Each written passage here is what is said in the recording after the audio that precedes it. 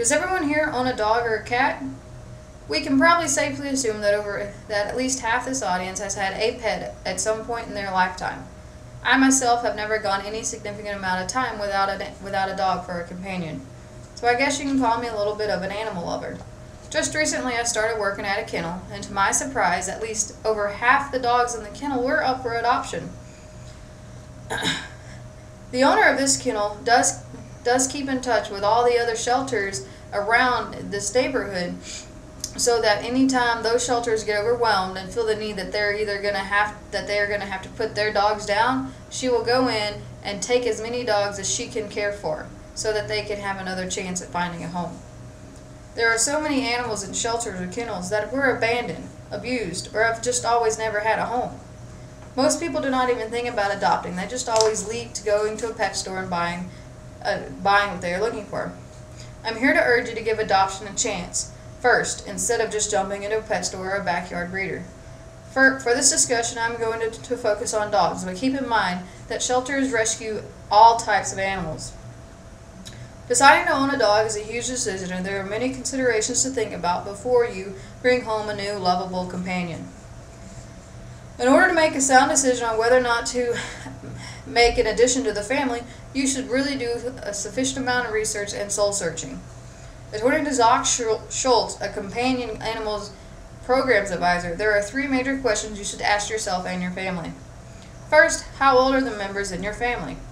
This is important because children under the age of 7 are not really fully developed enough to understand that puppies have ultra-sharp teeth and nails, and while they're running around wrestling, that the puppy can hurt the child inadvertently. Just like puppies, toy breed dogs are very fine-boned and touch-sensitive and will not take lightly to the youngster inadvertently rough-handling them. Don't forget about the elderly dogs either. They are also frail, possibly irritable, and are set in their ways. For the most part, they say that medium-sized dogs about 5 months old are the best choice for young children. The second question to ask is who will be the dog's primary care. With today's lifestyle, no one stays at home throughout the day. Both parents have to get up and go to work, and all the kids go to school, and then the kids have after-school activities. So pets do get overlooked sometimes. As we all know, when you do go to the pet store, the child's running around tagging on the parents' clothes saying, I want, I'll take care of it, when we really all know what's going to happen. The child may do its best, but the one parent will at least have to be designated to fill in the holes. The third question to ask is how much can I spend? Getting a dog can be simple and inexpensive, or it can be complicated and extremely expensive, up to thousands of dollars. Paying for the dog is not the only expense. You will need food, bedding, toys, treats. Eventually you might have to pay for vet bills and anything else that you might want to spoil your dog with. Along with these 3 questions, there are still many more considerations to think about when deciding to get a dog.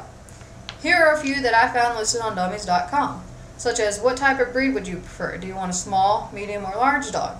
How about an aggressive or non-aggressive? Laid back, hyperactive? Do you want a smart one, or maybe one that's not so smart?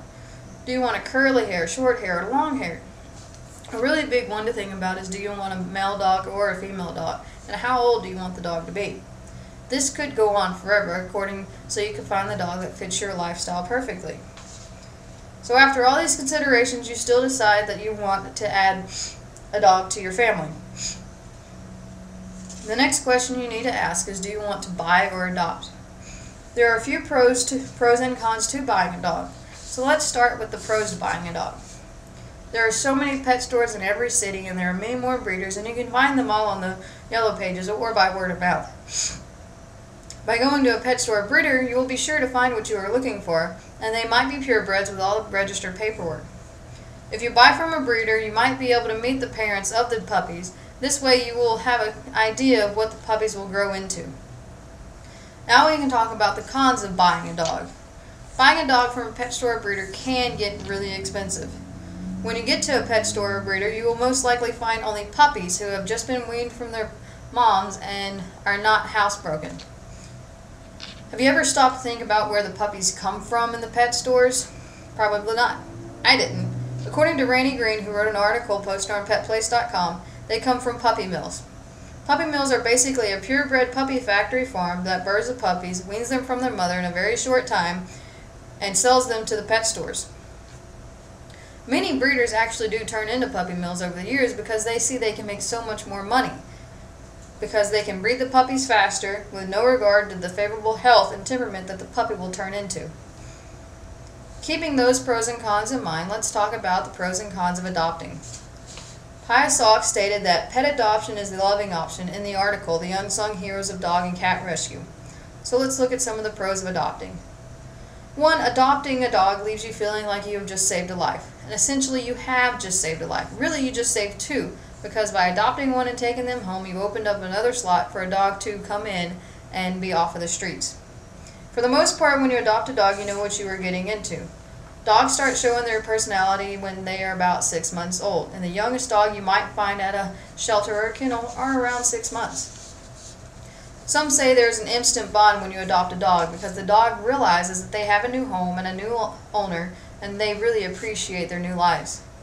By adopting a dog from a shelter, when they are around 6 months old or older, most of the time they already come housebroken, and that is always a plus. Most shelters will also assist you in whatever you might need when you are deciding to adopt, to include food for over the night, collars, some extra training and tips, and anything else you might need. You can just call them up and they'll be glad to help. Also, most shelters will let you take the pet home for a trial basis, and if you find that the dog is just not right for you, you can bring it back and hopefully try another one. Contrary to what you might think, shelters and kennels have more than just mutts that came off the streets. You will also find many purebred dogs of any type. Finally, but not the most important, by adopting a dog, the only money you normally have to pay out is for the shots that the dog has already received. So you end up saving a lot of money by adopting. Now we can talk about some of the cons for adopting.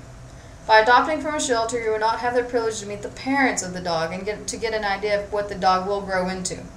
Also, you don't know what kind of life the dog has had. They might seem fine now, but when you get them home, you'll find that they're scared of lightning, they're scared of the dog, they're scared of being left alone. So some of them come with emotional baggage. Another point that can be frustrating is when a dog is brought in from the streets, shelters have to hold them for a certain amount of times to give the owners, if they have one, ample amount of time to come in and find their dog and take it back home. So if you go in and you find a dog that you really, really like, you might not be able to take it home that day. And then you might have to come back at a later time, and unfortunately the dog might not be there. Also, many shelters have their own application process. They are very picky as to who they give the dogs out to because they're learning the temperaments of the dogs and know that some dogs don't need to be around children, some dogs don't need to be around other dogs. So you fill out an application, and it is at the shelter's or kennel's discretion as to whether or not they will allow you to take that pet home. You will also find that some dogs in the shelters may have been injured or may have medical problems. So when you see those, you have to really make sure you are ready to take on that task. Finally, in some states it is a law that if a dog is brought into a shelter and the owner does not reclaim the dog, that the dog does have to be neutered or spayed. And this even goes for all the purebreds that are found in shelters. So we have discussed a few pros and cons of adopting versus buying. I was not able to list all the pros and cons, or else we would be here all day long. I just wanted to try to give you a clear picture so you can make a better decision. Some quick facts before we conclude this discussion. Did you know that about approximately 4 million dogs and cats are killed each year due to overpopulation? These poor animals are not sick. They're not too old. They just did not have a loving home, and the states do not have the resources to support all of these animals, so they have to put some animals down to make room for more animals. And even though all these animals are being put to sleep, every year more puppy mills are putting out more dogs trying to make more money. Do you think they will be able to find a home? I'm not standing here today saying that you should limit your search to just adoption. Merely take a look at the adoption side first before you just jump to a pet store and just assume that is all the dogs that you have a choice from. If you feel like you have already had too many pets and you still want to help, you can always donate. To find out more about how to help, just visit the Humane Society website for your state or SPCA, the Society for the Prevention of Cruelty to Animals. Thank you.